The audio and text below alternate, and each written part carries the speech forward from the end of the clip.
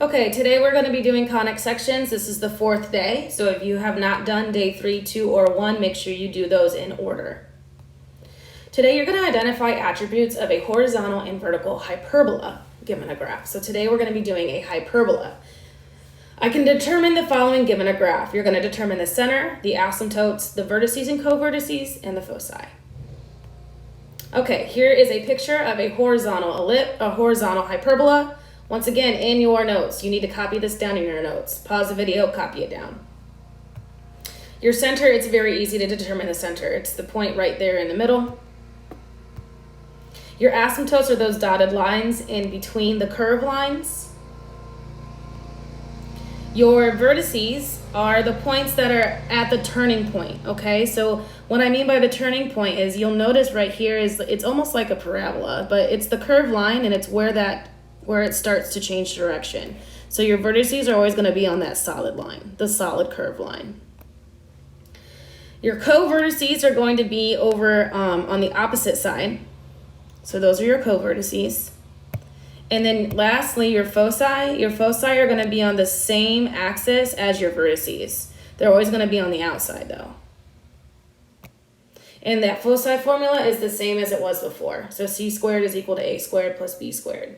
Once again, make sure you pause the video and write this down. You may want to write arrows or something if you don't have colors.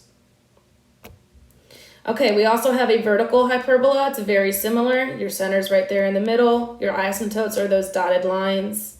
The vertices, again, this time the vertices are up at the top and the bottom because it's a vertical. Okay, so vertices are on the curved line, whereas the co-vertices are not on the curved line. And then the foci are the ones on the outside of the curved line. So one big difference between these, oops, how do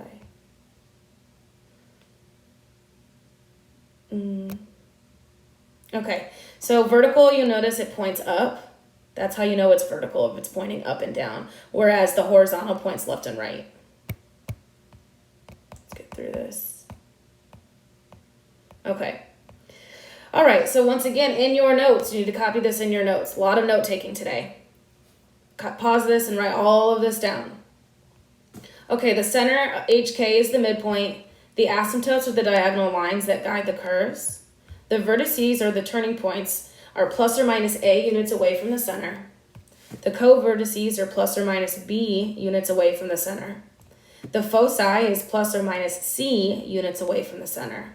And again, the formula is c squared is equal to a squared plus b squared. Make sure you have this in your notes. Okay, here we go. We need to find all of the pieces here. So here, it's very easy to see. The center is right there at 0, 0. Your vertices are the ones, again, those are the ones that are on the curved line. So the vertices are 2, 0 and negative 2, 0. The co-vertices are the points that are not on that curved line. So you got 0, 3 and 0, negative 3. And then for the foci, we have to do some work to find that foci. So once again, the foci, we use the equation c squared is equal to a squared plus b squared. A, again, is the distance from the center to the vertices, same as before, the center to the vertices. So this is 2 blocks away. That means that A is 2. And then we need to find what B is. Well, B is the distance from the center to the co-vertice. Well, that's 1, 2, 3 blocks. So B is 3. You're going to plug and chug, plug it into the equation. So c squared is equal to 4 plus 9, which is 13. You need to solve for c by square rooting both sides. We've already done this in the first lesson. So c is equal to square root of 13, which is plus or minus 3.6. So what I did then is I plotted those points. So I went right 1, 2, 3.6, and I went left 1, 2, 3.6. And those are my foci. Now I went left and right because, remember, they have to be on the same axis as your vertices. This one, my vertices, was on my x-axis. And then last but not least, we need to find what those asymptotes are. We have to remember from algebra. So our asymptotes are linear equations, which you use the equation y is equal to mx plus b, where m is rise over run. So what we had to do is find 2 good points on this equation. Good point, and then count how I got there. I went up 3 over 2. So that means that my equation is going to become 3 over 2x. M is being replaced with 3 over 2. And my b is 0. B is your y-intercept. It crosses the y-axis at 0. Now we need to find the equation of the other asymptote. So once again, you're going to find 2 good points.